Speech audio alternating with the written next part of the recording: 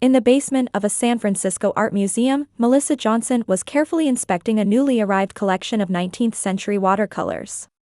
The dimness of the room enveloped her in silence. This quietness was comforting to her, especially on a day like today when she had escaped a family gathering. The phone rang, and when Melissa realized it was her mother Diane, she let out a small sigh. "Did you hear? Vanessa is going on a Mediterranean cruise with Brad.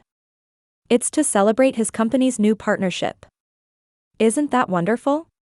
Melissa closed her eyes and held the phone slightly away from her ear. This was the standard conversation with her mother, tales of her sister Vanessa's success. Diane always said that Vanessa had made the right choices. She went to a prestigious business school, married a corporate CEO, and was now the family's pride and joy. "That's nice," Melissa replied flatly. "But I'm busy preparing for a new exhibition right now. Can I call you back later?" It's always the same conversation with you. What do you expect to find in that little museum? A good man? A stable future? Diane's voice was tinged with the usual disappointment. Her father Robert was an honest plumber who had worked hard all his life to support his family. But for Diane, that was never enough. She was always putting on airs, wanting a better life for her daughters. The definition of a better was the problem. For Melissa, better meant having passion for her work and living honestly. After hanging up, Melissa left the museum and headed to her usual cafe. The cold autumn wind caressed her cheeks. When she arrived at the cafe, she sat by the window and ordered a hot coffee. Her modest but fulfilling daily routine. The usual? The familiar waitress smiled. As Melissa nodded, a voice came from the neighboring table. "Excuse me, is this seat taken? Everywhere else is full."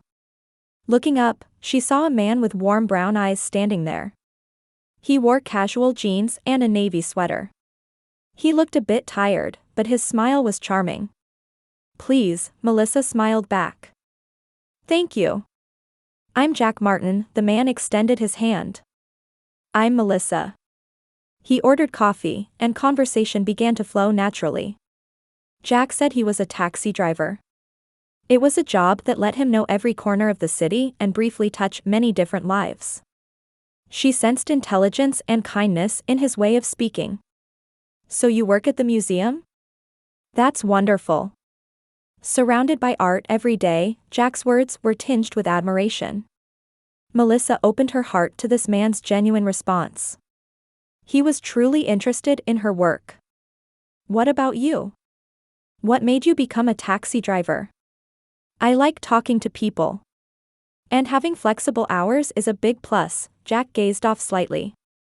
"I can go to different places and see glimpses of different lives." After that, they began meeting regularly. Melissa was drawn to Jack's humility and intelligence. He was well versed in literature and art, and sometimes visited the museum, asking enthusiastic questions about the exhibitions. When she told her family about him, the response was predictable. "A taxi driver?" Diane frowned. "You should aim higher. Look at Vanessa. How do you think she met Brad? At an upscale restaurant. You should be going to places like that." Melissa didn't argue. She had learned that she couldn't change her mother. One rainy night, Melissa was having dinner at Jack's apartment. Against the backdrop of rain tapping on the windows, he took her hand. "I'm so happy I met you." Melissa smiled, but there was a heavy secret in her heart. A few weeks earlier, her doctor had told her she was likely infertile. Having children would be almost impossible. "Jack, there's something I need to tell you," she said with a trembling voice. Then she revealed everything. Jack squeezed her hand firmly. "You're perfect as you are. I want to spend my life with you, with or without children." Tears welled up. She hadn't expected to be accepted like this. When she told her family about her infertility, Diane's reaction was cold. "All the more reason why you should find a better match. A financially stable man would give you options, like adoption." But Melissa's decision was firm. She had decided to marry Jack. Jack sometimes received mysterious phone calls. And occasionally, his gifts to Melissa seemed too expensive for his salary. When she asked about it, he just smiled and said, "I have connections." Melissa trusted him, so she didn't pry further. As wedding preparations progressed, Vanessa came to visit her sister. "Are you serious? Marrying a taxi driver?" She looked at Melissa with disbelief. "Brad is at the top of his industry. He knows plenty of men we could introduce you to." Melissa just smiled and answered, "I love Jack. Not his job, but who he is." A wedding date was set, and invitations were sent out. A few of Jack's close friends and, reluctantly, Melissa's family responded that they would attend. Vanessa gave Melissa a final warning, "Don't say I didn't warn you." Melissa quietly replied, "Don't worry. I won't regret my choice." The night before the wedding, Melissa noticed Jack talking earnestly on the phone at his apartment. "Have everything arranged for tomorrow?" "Yes, the best." She wondered about it but assumed it was something for their special day and quietly smiled. On the wedding day, a small garden in the San Francisco suburbs was bathed in gentle autumn sunlight. Melissa took a deep breath as she looked at herself in the mirror of her dressing room. The simple white dress fit her slender figure perfectly, and she wore her grandmother's lace shawl on her shoulders. There was a knock at the door, and her father Robert peeked in. "Ready?" There were tears glistening in his eyes. Melissa smiled. Robert approached his daughter and took her hand. "As long as you're happy, that's all that matters. I think that Jack is a good man." Melissa felt warmth in her heart at her father's honest words. He was the only one in her family who respected her choices. The ceremony was small but heartfelt. Jack was waiting at the altar in a simple black suit. A few of his close friends sat in the front row, nodding to Melissa with shy smiles. In the back sat Melissa's family. Her mother Diane had a stern expression, wearing an expensive wine-red dress, unconsciously clutching her husband's arm. Vanessa and Brad were dressed in high-end designer clothes, looking down at their surroundings. As they exchanged vows and rings, tears of joy welled up in Melissa's eyes. While placing the ring on her finger, Jack whispered, "I will love you forever." His voice held unwavering certainty. After the ceremony, a small reception was held under a white tent set up in the garden. Champagne was poured, and light refreshments were served. Jack's friends offered heartfelt congratulations and chatted amiably with the newlyweds. However, Melissa's family, especially her mother and sister, clearly felt uncomfortable. Diane was surveying the surroundings with a judgmental eye as she drank what must have been her third or fourth glass of champagne. "It's time for speeches," the host announced. "First, we'll hear from the bride's mother, Mrs. Diane Johnson."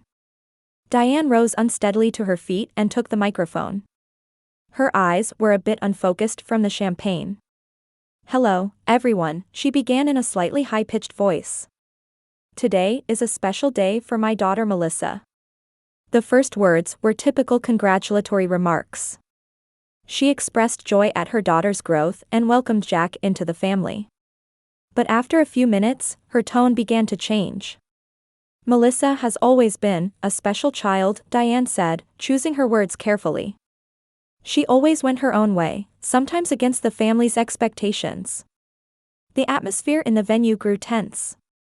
Melissa squeezed Jack's hand under the table. "The path she chose was, well, not what I had hoped for." Diane took another sip from her glass. Then suddenly, she let out an unnaturally loud laugh. "What a special day. A low-wage taxi driver marrying an infertile failure. Just kidding." The venue froze. Melissa felt the blood drain from her face. Jack squeezed her hand even tighter. In the silence where no one laughed, Vanessa smirked and said, "That's for sure." Suddenly, her friends began to chuckle. "He's nothing compared to my CEO husband." Vanessa raised her glass and looked proudly at Brad. Melissa's body trembled with anger and humiliation. She desperately tried to hold back the tears that threatened to overflow. Her father Robert stood up and said in a stern voice, "Diane, that's enough." But Diane ignored his words and tried to continue. At that moment, Jack quietly stood up. He gently held Melissa's hand and whispered in a low voice. "Should I tell them the truth about myself?" Melissa looked into her husband's calm eyes. Seeing the determination and love reflected there, she slowly nodded. Tears streamed down her cheeks. Jack gently wiped away her tears and began walking toward the microphone. The venue held its breath, watching in suspense as the quiet groom approached. Jack's expression was calm, showing no sign of anger. He cleared his throat slightly and began speaking quietly. "Thank you all for coming to celebrate this special day with Melissa and me." His voice was low and composed, but it resonated throughout the venue. Diane awkwardly returned to her seat, and Vanessa crossed her arms with a cold expression. "There was mention that I'm a taxi driver." "That's true," Jack smiled. "I do drive a taxi.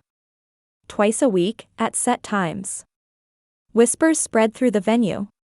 Even Melissa looked at her husband with a puzzled expression. "However, it's a hobby for me, a way to connect with people's lives," he continued. "It's not my profession." Diane furrowed her brow, and Vanessa and Brad exchanged confused glances. 10 years ago, I started a technology venture in a garage.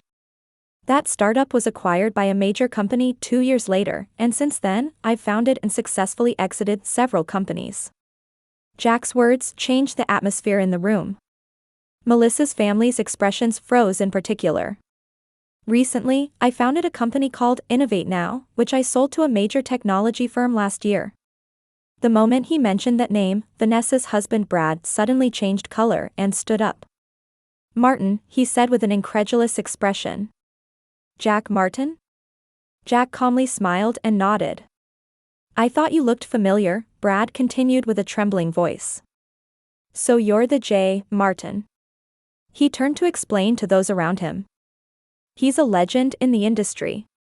One of the most successful entrepreneurs in Silicon Valley." The venue buzzed with whispers. Melissa looked at her husband with wide eyes, then at her mother. Diane had gone pale, her lips trembling. Brad continued with increasing excitement. "The sale price of Innovate Now wasn't disclosed, but industry insiders say it exceeded $2 billion. He's one of the most influential figures in our industry." Vanessa's eyes widened at her husband's words, and her hand holding the wine glass trembled. Jack quietly adjusted the microphone. "I wasn't interested in flaunting that. I wanted to build genuine relationships.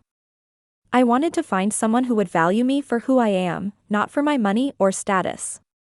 He turned back to look at Melissa, sending her a loving gaze. "And I found her." Tears glistened in Melissa's eyes. She smiled in response to her husband's gaze.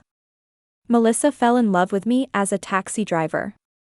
She listened to my stories and was interested in my thoughts, not my bank account or my company's." Jack turned back to face the audience.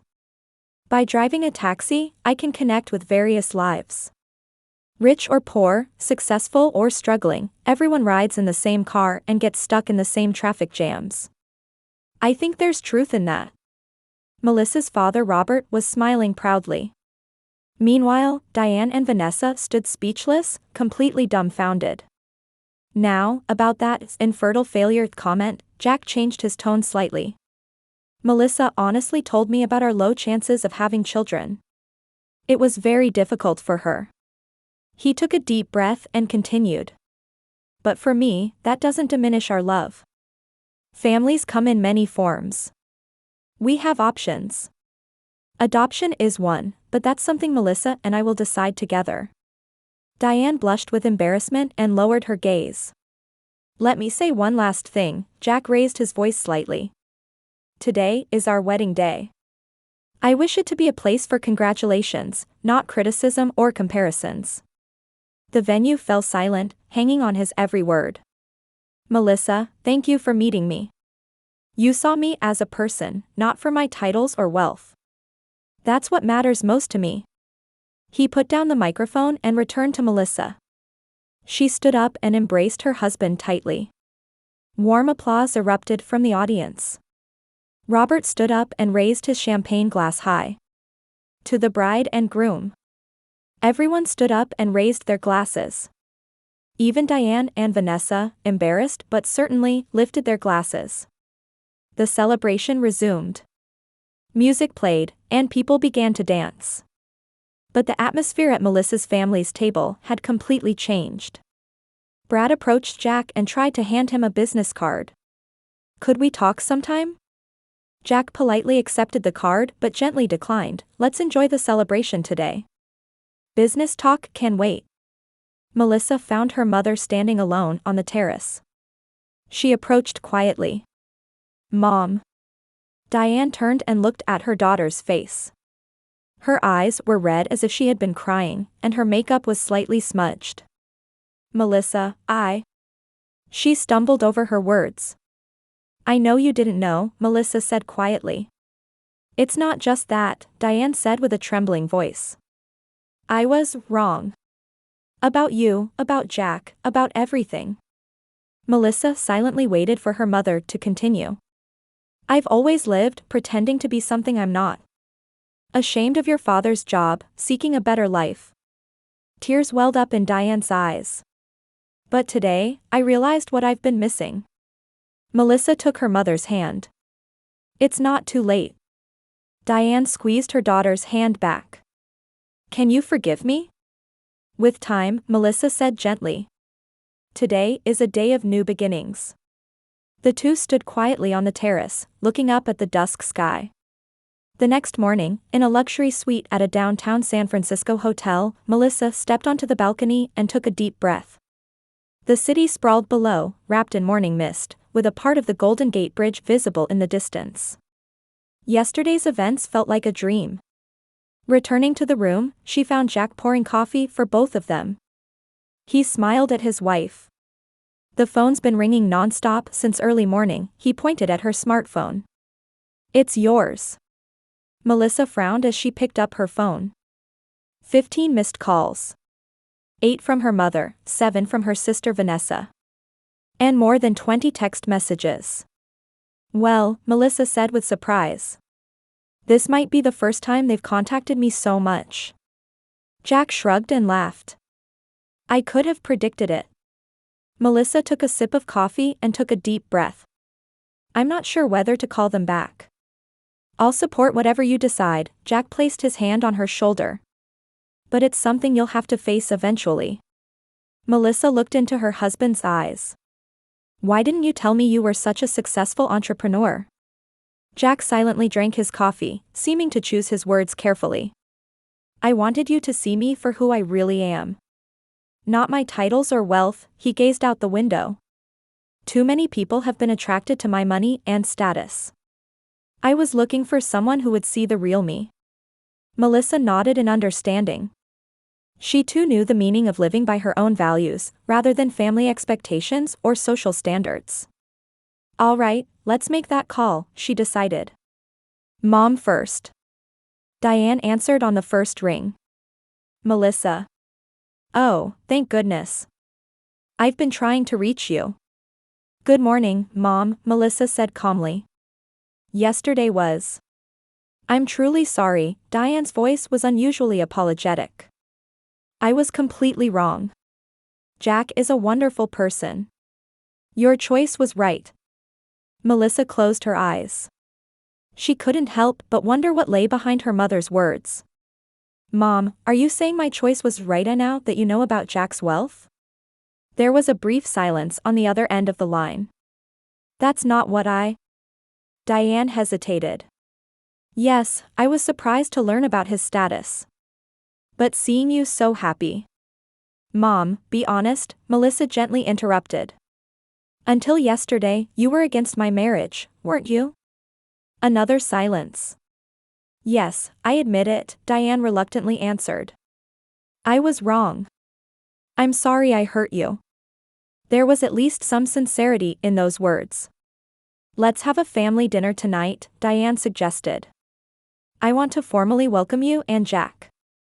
Vanessa and Brad will be there too." Melissa looked at Jack, who shrugged in agreement.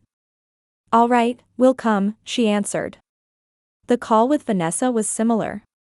Apologies and sudden intimacy. Sis, we're sisters, but we've grown so far apart, Vanessa said. Let's be close again. Melissa gave a wry smile. Since childhood, Vanessa had been their mother's favorite and always a competitor. She had rarely called Melissa a sis before. That night, the dinner at Diane and Robert's house was wrapped in a strange atmosphere. Diane had prepared the finest wine and a 3-course meal that was 3 times more elaborate than usual. The house was spotlessly clean, with fresh flowers in expensive vases. Welcome, Jack. Diane opened the door with a bright smile. Welcome to our home. Melissa inwardly frowned at her mother's excessive friendliness. At dinner, the conversation was awkward throughout. Diane and Vanessa were unnaturally polite and kind. Brad sat next to Jack, trying to bring up business topics. Where do you plan to live? Diane asked during the meal. A friend of mine has a wonderful property in Pacific Heights. I could introduce you. Jack smiled politely. Thank you, but we haven't decided yet. Our area is lovely too, Vanessa interjected. It's an upscale neighborhood with amazing views. Melissa lightly squeezed her husband's hand under the table. They had already secretly purchased a small but charming house near Melissa's apartment. It had a backyard for gardening and an extra room that could potentially become a child's room in the future. As the wine bottles emptied and dessert was served, the conversation gradually moved closer to the truth. Actually, Vanessa began, seemingly having difficulty speaking. Brad's company has been struggling lately. Melissa listened to her sister's words, wondering at the fact that she was showing vulnerability for the first time. The market has been down for 6 months, and investors are getting nervous, Brad explained.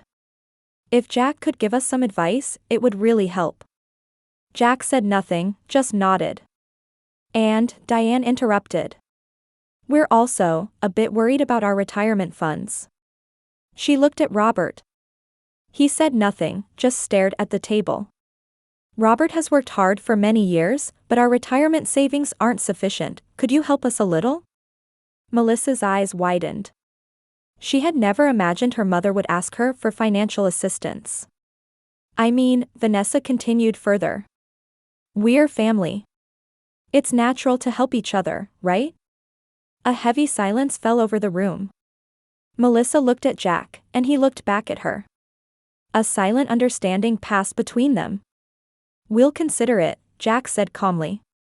Helping family is important. Diane and Vanessa looked relieved. After the dinner, when Melissa and Jack got into their car, they were silent for a few seconds. Then they suddenly burst out laughing. I can't believe it, Melissa shook her head. How their attitude changed so much in just one day.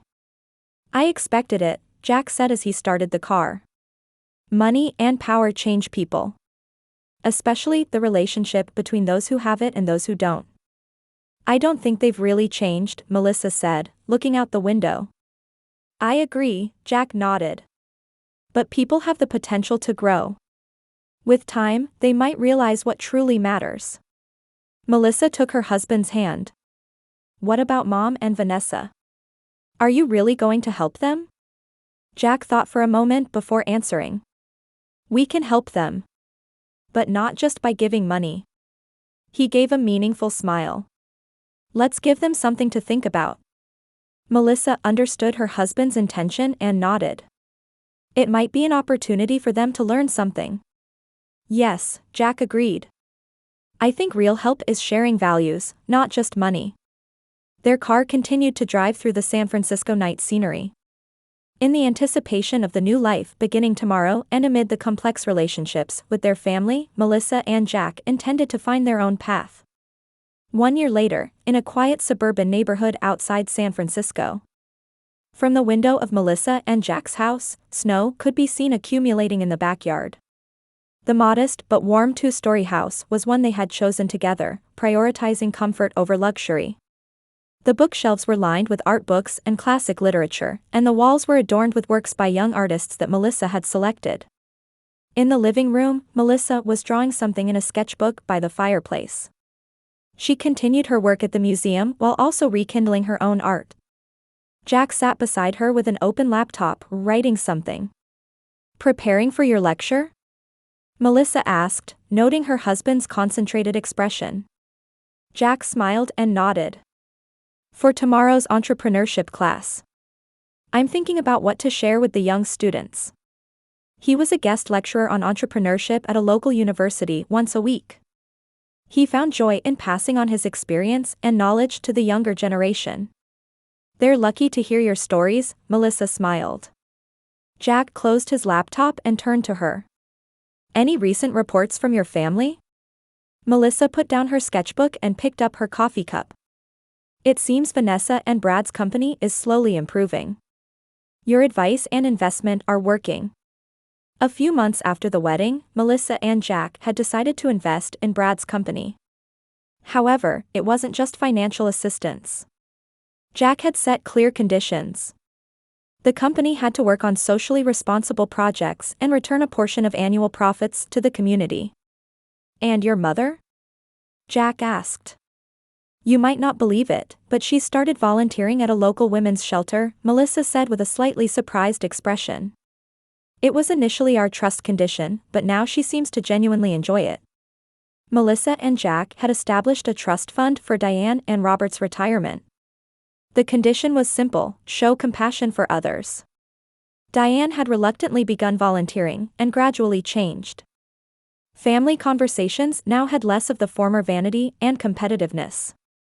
And us, Melissa looked at the stack of documents on the coffee table. They were adoption application papers. Our first interview is next month. Jack took her hand. Are you ready? Yes, Melissa nodded. A little scared, but happy. The phone rang, and when Melissa answered, she heard her mother's voice. Melissa, have you decided on Christmas plans? I'd love for you to come to our house. I'll think about it, Mom, Melissa answered. I'll discuss it with Jack. You know, Diane said somewhat hesitantly. To be honest, I want to hold a grandchild. Robert says so too. Melissa couldn't help but smile. Actually, Mom. She looked at Jack, who nodded in confirmation. We've started the adoption process. On the other end of the phone, Diane gasped. Really? There was genuine joy in her voice. This wasn't an act, but a pure emotion. Yes, we've just started, Melissa explained. Next year, maybe. Oh, that's wonderful, Diane's voice was mixed with tears. You'll both be wonderful parents. After hanging up, Melissa nestled against Jack. Mom seems to have really changed. Jack embraced her. People can change. But what they need is time and the right motivation. He whispered in her ear, it's the best gift money can't buy.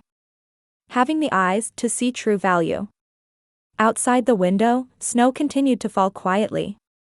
Like the beginning of a new season, Melissa and Jack's life, and their relationship with their family, were moving into a new phase. Everyone was beginning to understand, little by little, what true value is and what family bonds really mean.